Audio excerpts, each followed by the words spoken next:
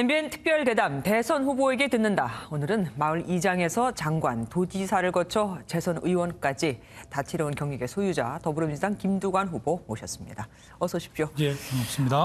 근데 생각보다 굉장히 키가 크세요. 이게 리틀 노무현이 아니라 빅 노무현이라고 해야 되는 거 아닙니까? 예, 제가 180 정도 되고요. 체중도 좀 나가긴 합니다. 예. 그런데 이 덩치하고 맞지 않으시게 2주 동안 자가격리를 하셔야 했었습니다. 답답하셨을 것 같아요. 아무래도 현장에서 당원들이나 국민들 만나야 좀 더 많은 지지를 받을 수 있는데 집에서 영상으로 뭐 토론회도 하고 또 정책 점검도 하는 귀한 시간이긴 했는데 되게 좀 답답하고 힘들었습니다. 예. 당장 코앞에 다가온 이번 주 충청권 경선, 그럼 어떻게 준비를 하셨어요? 주로 뭐 당원 대의원들한테 전화도 하고요.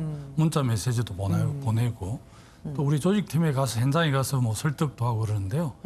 우리 당 대선에서 이제 충청권이 갖는 상징성이 매우 큽니다. 그렇죠. 지금 이제 세종특별자치시가 행정수도로 가고 있기도 하고 네. 또 충청도 전체 인구가 호남 인구를 최근에 2년 전에 능가했거든요.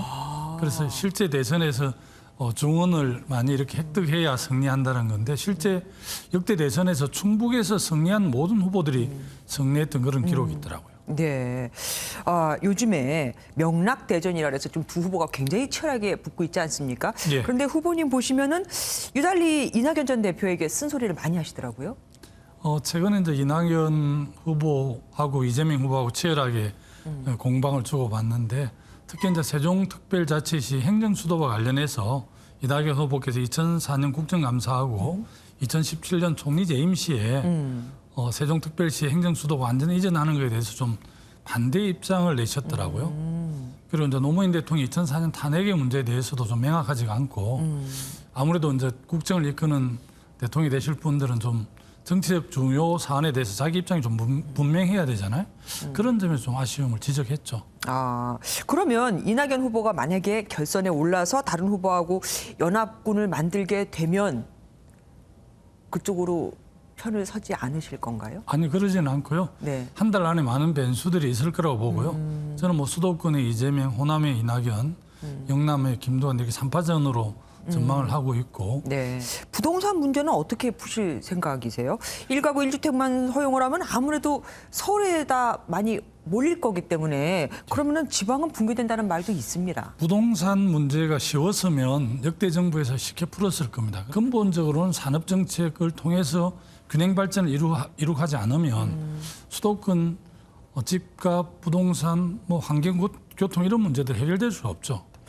그러면은 부동산 문제에 있어서 지금 취득세, 양도세 문제는 많이 부딪히고 있잖아요. 거기에 대해서는 최근에 저는 그 부동산 9억에서 11억으로 공시지가를 올린 거 있지 않습니까? 그래서 오히려 고소득자 또 부동산 부자들에게 오히려 감세를 해준 거라서 저는 당론하고 다르게 반대를 했는데 거기에 대해서 사실은 반대하고 계시다. 예, 그래서 저는 개인적으로 반대를 하는데 당론이라서 최종적으로는 당론에 따랐지만 저 개인적으로는 굉장히 좀 안타까웠고요.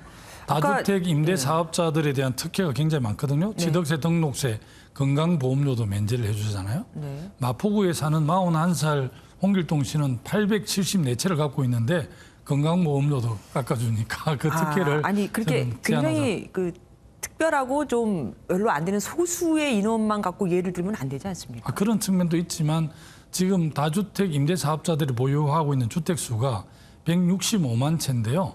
부산광역시 전체 가구 수가 137만 가구이기 때문에 얼마나 대한민국의 다주택 임대 사업자들이 집을 많이 갖고 있는 거야.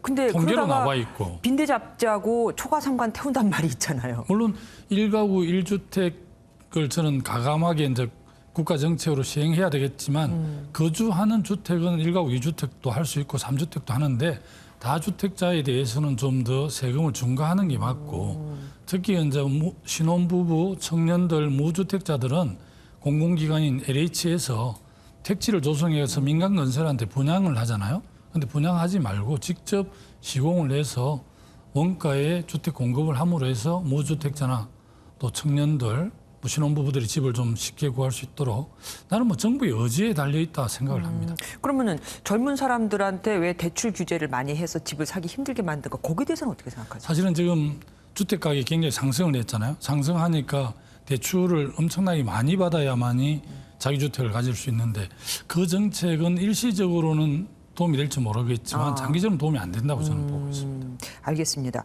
그리고 윤희숙 의원 사퇴안을 처리해야 된다라고 주장을 하셨습니다. 그러면은 부동산 투기 의혹을 받는 또 민주당 내 다른 의원들이나 국민의힘 의원들 그분들도 똑같이 처리해야 된다고 보십니까? 예, 이번 윤희숙 의원 사퇴권을 계기로 해서 국회의원들 소위 부동산 투기를 완전 막을 수 있는 강력한 의지를 보여줘야 한다고 생각을 하고요. 우리 민주당에 그에 해당되는 사람이 있다면 엄청 어석해야 한다. 저는 그런 입장입니다. 알겠습니다. 그리고 굉장히 궁금했던 건데요. 조국 사태의 본질은 대통령이 되겠다는 윤석열과 이낙연의 합작품이 아닌가라고 말씀을 하셨었습니다. 그러면은 조국 일가는 잘못이 없다고 보십니까? 조국 일가의 도덕적인 해이라 할까? 어쨌든 지금 법원에서 최종 대법원 판결은 안 났지만 항소심까지 결과를 보면 자녀의 좋은 대학을 보내기 위해서 표창장을 위조했다 이렇게 돼 있는 부분에 대해서는 조국 장도 여러 차례 사과하지 않았습니까? 전혀 안 했나요? 그렇지만 이제 어쨌든 그 문제를 해결하기 위해서 검찰권 엄청나게 남용한 사건, 네. 80여 차례 압수수색을 했는데 표창장 위조한 사건 하나를 가지고 그거는 명백하게 검찰권 남용이다 저는 그렇게 봤습니다. 잘못이 있긴 하지만 너무 심하게 수사를 했다. 자, 이제 마지막으로 왜 김두관 후보가 대통령이 돼야 할지를 좀 설명해 주시죠. 사실은 대한민국은 지금 양극화, 불평등이 굉장히 심화된 나라입니다. OECD 국가 중에서 상위인데요.